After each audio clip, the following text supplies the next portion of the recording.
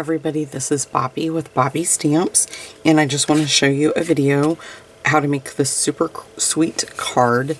This is my card, one of the card free make and takes that I'm offering on my blog. I do this every month. If you purchase $25 in my online store, that earns you one free card packet or make and take packet. If you spend $35, you earn two, and if you spend $50, you earn all three. So this is card number one. I'll have the video for card 2 and 3 posted in the next few days. So this is how it comes. I send you everything that you need to make the card in the envelope. So it's got your little piece of Whisper White for your sentiment, and then the little square. I sent you a piece of Poppy Parade that if you have the Buffalo Check stamp set, you can stamp it, and then the Whisper White for the snowflake, and then our card base is basic black. So you have to have the stamp sets, or you can use the cardstock for alternative projects if you want. I can't send any stamped images. That is against Stampin' Up! Policy. But for instance, I used the Beautiful Blizzard framelit, and I sent you a piece of Whisper White. I believe it was like 5 1/4 by 4. I can't remember the size, but I measured it out so that way you could fit the die and get as many snowflakes out of your piece of Whisper White as what I did. So I'm not gonna run this through the Big Shot because I ended up getting multiple images of those snowflakes, but this is the die. And that is all I used. I didn't use that stamp set. I just used the framelits. And then, like I just said, I also used the Buffalo Check stamp set.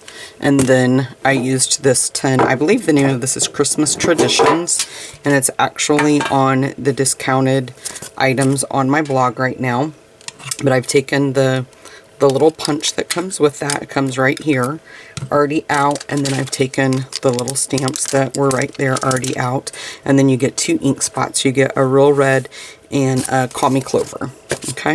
And it comes in a very nice box, and then you can take this tin, you could make cards, or just the tin itself would be a lovely gift to give to somebody that you know that might like to stamp. So I'm going to take my Stamparatus, and I already have everything in place where I know I need it.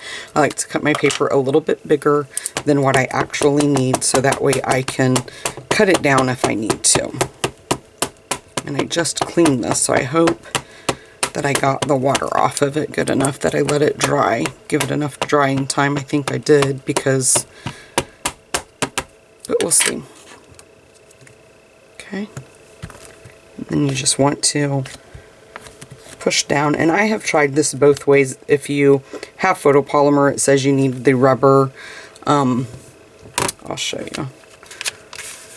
It says that you don't, if you have the photopolymer, you should use this little mat, and if you are using the red rubber like I am today, you don't need it. So I'm just going to put that back in there. Hopefully I probably just messed that up where I shouldn't have done that, because now my image is not going to be, let's see if we can match it back up, and I don't think I'm going to be able to. Whoops, that magnet is strong. So what I'm going to try to do is lay it on here. I'm going to try to line it back up where I had it. Move it up just a bit, and whoops, I just moved it. Let's see what that looks like. We'll see how far I'm off. I might have to grab another.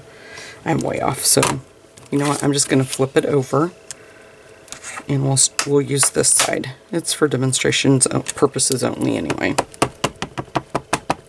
But I just wanted to take that out to see if that would give me a better stamped image without that mat underneath there. I know on some of these I have to try it both ways before I can get, I don't know what happened there, if the magnet got in the way.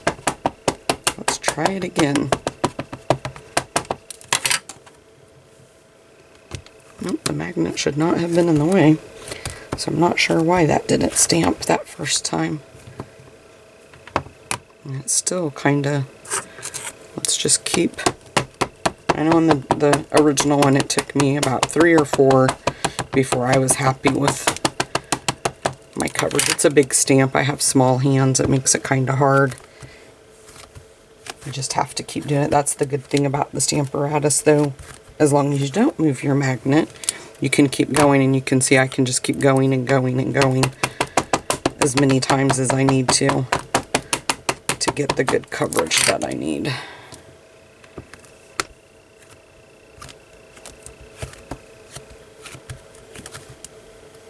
So I'm going to really try down here at the bottom. There we go. And then I'm going to go back in again because I kind of want that to look a little bit more coverage there. Okay. And it really does. You really need to use your weight on this big stamp, especially if you're like I am and you do have smaller hands. So I'm just going to take my time because I want this one to be the last one. Just kind of let it sit there. I'll put my lid back on, let the ink soak in a little bit before we raise that up and see what we got. That is much better. You just need persistence. Okay, let's slide that off. Leave my magnet on there for right now. I'm going to grab my paper trimmer.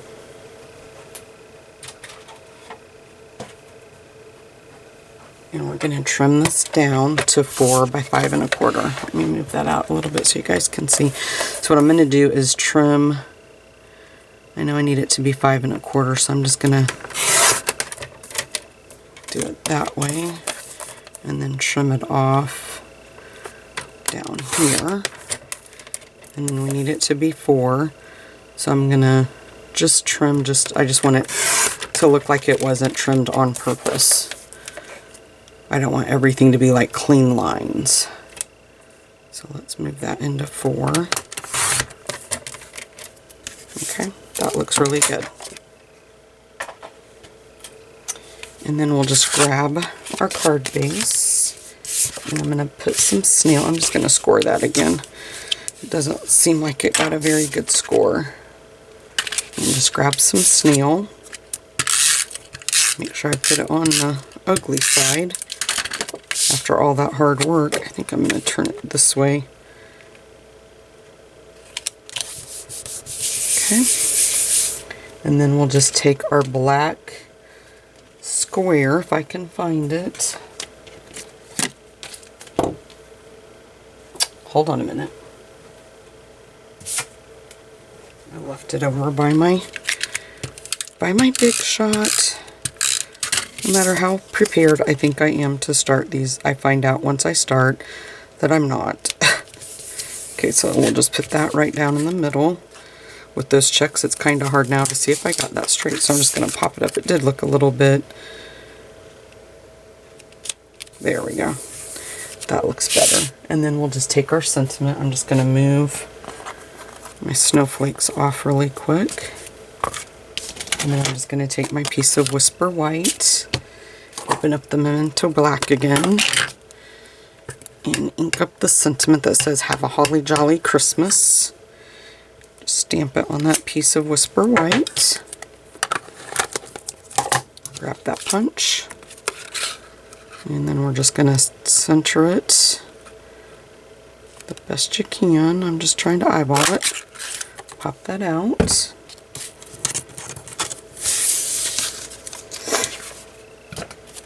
And then I did pop this up with 2 dimensionals. So just kind of put one on each side.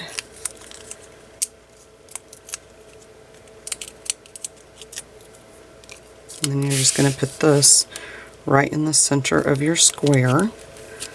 And then you can take whatever snowflakes that you want to. Now with this one, let me see. Okay, so we're going to use this one. And let me find my mini dimensionals. And I just placed it right in the center. It's a perfect size. And then I just put that right there at the corner. And then I grabbed one of my little red rhinestones and put right in the middle of the snowflake.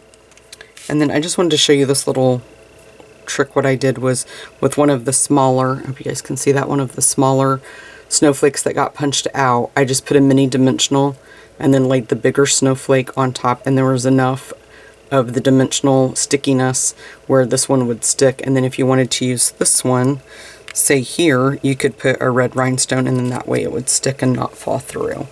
And then I did the same thing with this one because the spot is just a little bit too big for the rhinestone, so I just put one of the little circles that popped out. And so what I'm going to do with this one is the same thing. I'm going to just place, let me get that adhesive from that, do it this way,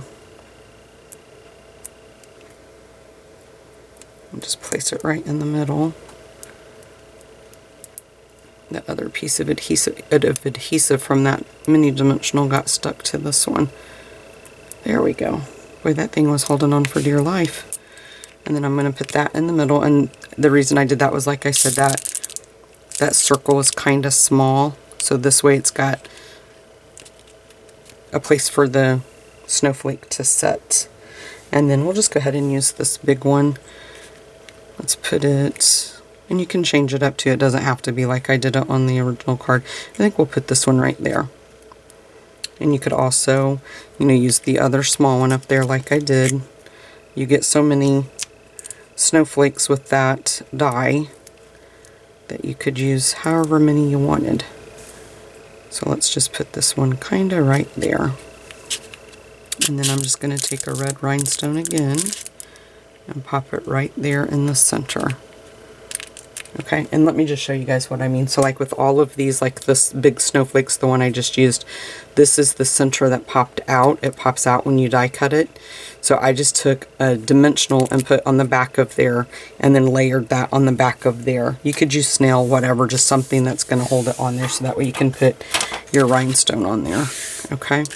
So this is the first card for December's free card packets. So if you want the information again, just visit my blog. It's bobbystamps.com, and if you spend $25, I'll send you this free card packet. $35 will earn you the second card packet, and if you spend $50, I'm going to send you all three. And like I said, I can't send stamped images. It's just the cardstock.